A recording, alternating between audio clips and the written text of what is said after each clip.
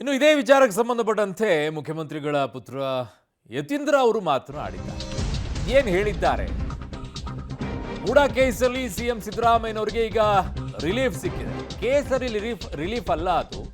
ಪುತ್ರ ಯತೀಂದ್ರ ಸಿದ್ದರಾಮಯ್ಯ ಈಗ ಮೊದಲ ಪ್ರತಿಕ್ರಿಯೆಯನ್ನ ಕೊಟ್ಟಿದ್ದಾರೆ. ಸತ್ಯ ನ್ಯಾಯ ನಮ್ಮ ಪರವಾಗಿದೆ ಅಂತ ಹೇಳಿ.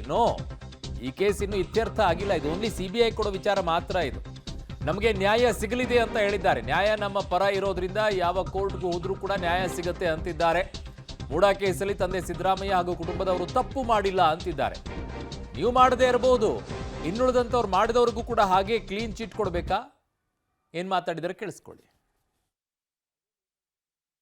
ಕೋರ್ಟ್ ಆದೇಶದಲ್ಲಿ ಹೇಳಿದೆ ಯಾತಕ್ಕೆ ಸಿಬಿಐ ಕೊಡೋದನ್ನ ನಿರಾಕರಿಸಿದೆ ಅಂತ ಹೇಳಿ. ಲೋಕಾಯುಕ್ತ ಸಂಸ್ಥೆ ಸ್ವತಂತ್ರವಾಗಿದೆ.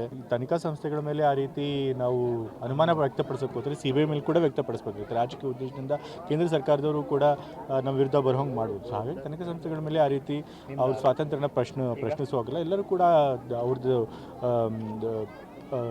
ಸ್ವಾತಂತ್ರ್ಯದಿಂದನೇ ಅವರು ಕೆಲಸ ಮಾಡ್ತಾರೆ. ಕೋರ್ಟ್ ಕೂಡ ಒಪ್ಕೊಂಡಿದೆ. ಮತ್ತು ಹೇಗೆ ಆರೋಪಿಗಳು ನಾವು ಇಂಥ ತನಿಖಾ ಸಂಸ್ಥೆಗೆ ವಹಿಸಬೇಕು ಅಂತ ಹೇಳೋ ಅಧಿಕಾರ ಇಲ್ವೋ, ಅದೇ ರೀತಿ ಯಾರು ದೂರು ಕೊಟ್ಟಿರ್ತಾರೆ ಅವರು ಕೂಡ ಆ ರೀತಿ ಕೇಳುವಾಗ ಬರೋದಿಲ್ಲ. ಮತ್ತು ಅವ್ರು ದೂರು ಕೊಡಬೇಕಾದ್ರೆ ಲೋಕಾಯುಕ್ತಕ್ಕೆ ವಹಿಸಿ ಅಂತಲೇ ಕೂಡ ಅವ್ರು ಹೇಳಿದರು. ಅವರೇ ಲೋಕಾಯುಕ್ತಕ್ಕೆ ವಹಿಸಿ ಅಂತ ಹೇಳಿ ಇವಾಗ ಲೋಕಾಯುಕ್ತಕ್ಕೆ ಬೇಡ ಸಿಬಿಐ ಕೊಡಬೇಕು ಅಂತ ಕೇಳೋದು ಸರಿಯಲ್ಲ, ಸಮಂಜಸ ಅಲ್ಲ ಅಂತ ಕೋರ್ಟು ಕೂಡ ಹೇಳಿದೆ.